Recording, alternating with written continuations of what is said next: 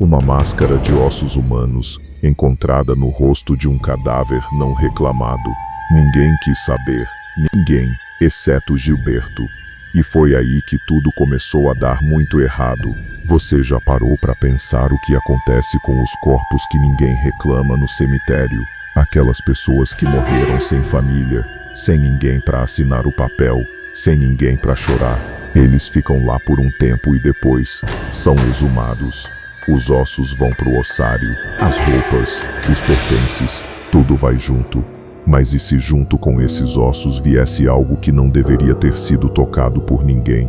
Essa é a história de Gilberto, um homem comum, trabalhador de cemitério, que pegou algo que não era para ser pego. E o que aconteceu com ele depois disso mudou a vida de quem estava perto, para sempre. Gilberto trabalhava num cemitério há anos. Para ele, aquilo era só mais um emprego. Você se acostuma, né? Com o tempo o medo some, o nojo some.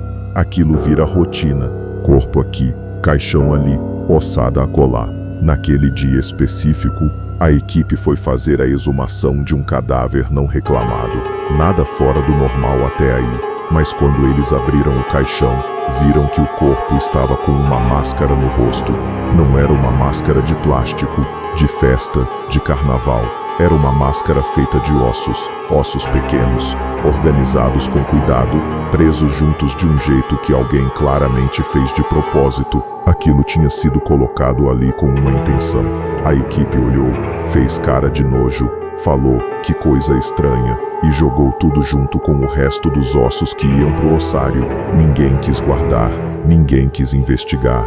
Para eles, era lixo, mas Gilberto ficou olhando para a máscara. Tinha algo nela que ele não conseguia explicar, uma atração estranha. Ele ficou parado enquanto os outros trabalhavam, com os olhos presos naquele objeto, e antes de alguém perceber, ele pegou a máscara e colocou dentro da sua mochila. Simples assim. Ele achou que era só uma curiosidade, não era. As primeiras semanas depois disso, ninguém notou nada de diferente. Gilberto trabalhava normal, almoçava com os colegas, cumpria horário. Tudo parecia igual, mas aí as pessoas foram percebendo pequenas coisas. Primeiro foi o jeito de falar. Gilberto sempre foi um cara animado, que gostava de contar piada, de rir. De repente ele parou. Não de um dia para o outro, foi devagar. As respostas foram ficando mais curtas. Os sorrisos foram sumindo. Quando alguém falava com ele, ele olhava com uma expressão que ninguém conseguia entender direito. Não era raiva, não era tristeza. Era como se ele estivesse olhando para você, mas pensando em outra coisa completamente diferente. Depois veio a agressividade. Coisas pequenas que antes ele deixava passar. Agora ele reagia. Um colega fez uma brincadeira sem graça, e Gilberto virou e falou com uma voz tão fria que o cara ficou sem resposta. Outro dia alguém moveu a mochila dele sem querer, e Gilberto pegou de volta com uma força desnecessária, olhando para a pessoa de um jeito que deixou todo mundo desconfortável. O chefe dele chamou a atenção uma vez, sentou com ele, disse que o comportamento estava estranho, perguntou se estava tudo bem. Gilberto não respondeu, ficou sentado, os olhos fixos no chefe, em silêncio. Não era o silêncio de quem está com vergonha ou de quem está pensando na resposta. Era o silêncio de quem está observando, estudando. O chefe ficou tão desconfortável que foi ele quem desviou o olhar primeiro. Depois desse dia, o chefe foi para o trabalho no dia seguinte e contou para o resto da equipe, ainda nervoso, que tinha tido certeza de ver Gilberto na frente da sua casa durante a noite, na calçada parado sozinho, só olhando para a janela. Ele disse que foi ver quem era, mas quando chegou na janela, não tinha ninguém. A rua estava vazia, mas ele tinha certeza do que viu. Gilberto parado no escuro, de madrugada, olhando para a janela da casa do chefe. Os dias foram passando, e Gilberto foi ficando cada vez mais isolado. Ele não participava das conversas, não almoçava junto com ninguém, ficava sempre num canto com a mochila do lado, como se estivesse guardando algo precioso que ninguém podia tocar. O amigo dele, vamos chamar de Lucas, tentou manter o contato. Lucas e Gilberto tinham amizade de anos, eram próximos. Lucas achava que tinha alguma coisa errada com o amigo, Algum problema pessoal, alguma coisa em casa talvez. Ele queria ajudar. Numa tarde no vestiário da empresa, Lucas estava sozinho. Gilberto tinha saído para fazer alguma coisa e deixou a mochila lá. Lucas precisava de um carregador de celular e lembrou que Gilberto sempre carregava um. Pensou, o Gilberto não vai ligar. São amigos. Abriu a mochila e viu a máscara. Aquela coisa feita de ossos, com uma forma que claramente era para cobrir um rosto humano, ali dentro da mochila, bem guardada, como se fosse o item mais importante que Gilberto possuía. Lucas sentiu medo antes de entender o porquê. Não era um medo lógico, era um medo físico, aquele que sobe pelo estômago sem pedir licença. Ele ficou parado olhando para a máscara por alguns segundos que pareceram muito mais longos do que eram, e então ouviu os passos de Gilberto voltando. Fechou a mochila. Rápido, ficou de pé, longe da mochila, tentando parecer que não tinha feito nada. Gilberto entrou no vestiário, olhou para Lucas, depois olhou para a mochila. Lucas disse oi com voz normal, ou pelo menos tentou. Gilberto não respondeu. Pegou a mochila, verificou e ficou quieto. No final do expediente, quando todo mundo estava indo embora, Gilberto se aproximou de Lucas, chegou perto, olhou nos olhos dele e perguntou com uma calma que era mais assustadora do que qualquer grito: "Você viu a máscara?" Lucas tentou desviar. Disse que não sabia de que máscara ele estava falando, que não havia mexido em nada. Gilberto ficou olhando para ele por um momento e então disse: "A máscara me contou. Se você quer saber o segredo dela, me encontra em casa amanhã às 18 horas. Lucas tentou negociar. Disse que poderia passar lá às 15 horas, que ficava mais fácil pro horário dele. Gilberto não aceitou, não perguntou, não sugeriu, não pediu. Disse com aquela voz fria e direta: "Você vai passar às 18 horas", e foi embora. Lucas ficou parado no estacionamento, com aquela frase na cabeça.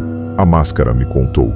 O que isso significava? Como uma máscara de ossos fala alguma coisa para alguém? Ele ficou a noite toda pensando nisso, tentando achar uma explicação racional. Gilberto estava passando por algum surto? Estava brincando de um jeito muito mal colocado? Estava tentando assustar ele? Mas tinha alguma coisa no jeito que Gilberto falou que não deixava Lucas descartar o que tinha ouvido. Não parecia loucura, parecia certeza. No dia seguinte, Lucas acordou já pensando no encontro. Ele tinha decidido ir, não pela curiosidade, mas pela preocupação com o amigo. Alguma coisa estava claramente errada com Gilberto, e Lucas queria entender o que era. O dia foi passando, e os imprevistos foram aparecendo. Trânsito, uma coisa no trabalho que atrasou, uma ligação que não podia ignorar. Lucas ficou olhando pro relógio e vendo o tempo passar. 17 horas, ainda tinha tempo. 17h50, precisava sair agora. 18 horas. Chegou na porta da casa de Gilberto exatamente na hora. Gilberto abriu a porta antes mesmo dele bater, como se soubesse que Lucas chegaria naquele exato momento. Não disse oi, não sorriu, só abriu a porta e deixou ele entrar. A casa estava diferente. Lucas não conseguia dizer exatamente o que tinha mudado, mas o ambiente estava pesado. Não era a temperatura, não era o cheiro. Era como se o ar dentro daquele lugar estivesse carregado de algo que não devia estar ali. Lucas perguntou sobre a máscara. O que era aquilo? O que Gilberto sabia? O que ela tinha contado?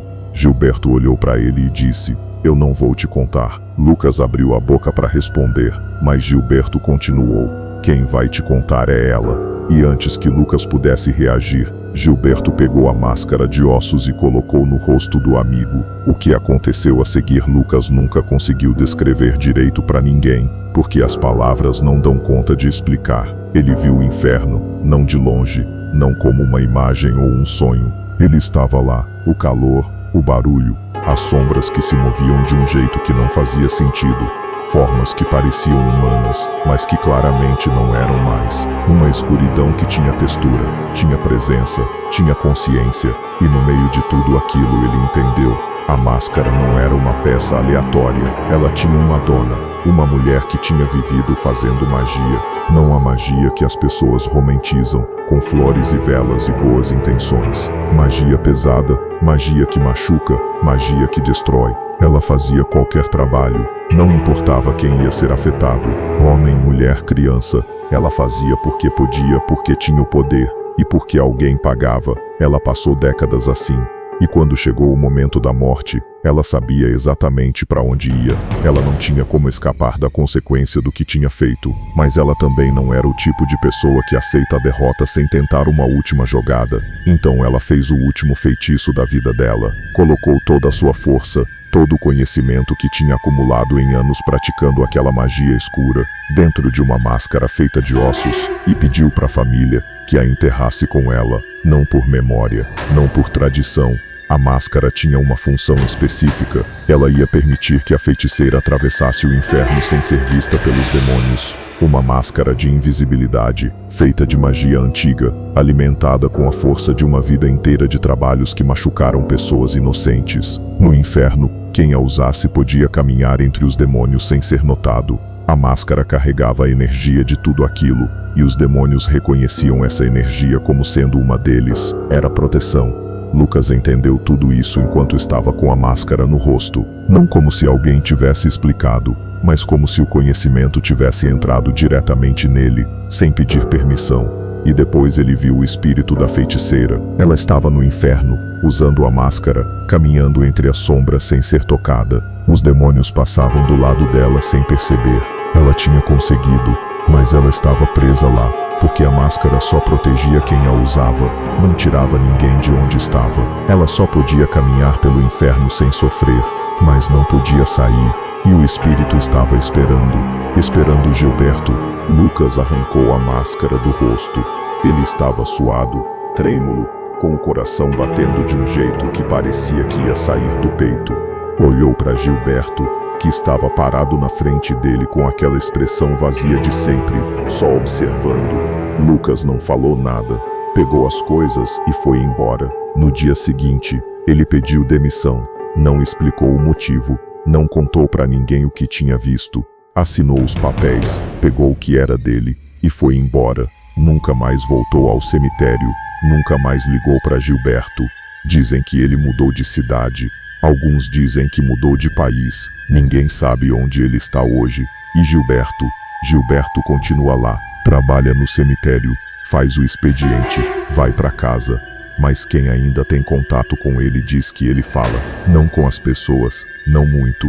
Ele fala com a máscara, conversa com ela em voz baixa. Às vezes ri de um jeito que não combina com nada que esteja acontecendo ao redor. Às vezes fica em silêncio por um tempo longo, e depois responde uma pergunta que ninguém fez em voz alta. E o espírito da feiticeira espera, pacientemente no inferno, com a máscara de ossos no rosto, caminhando entre os demônios sem ser vista, esperando o dia em que Gilberto vai chegar, porque ela não vai deixar ele passar sozinho. Se você quer ver mais histórias como essa, inscreve no canal.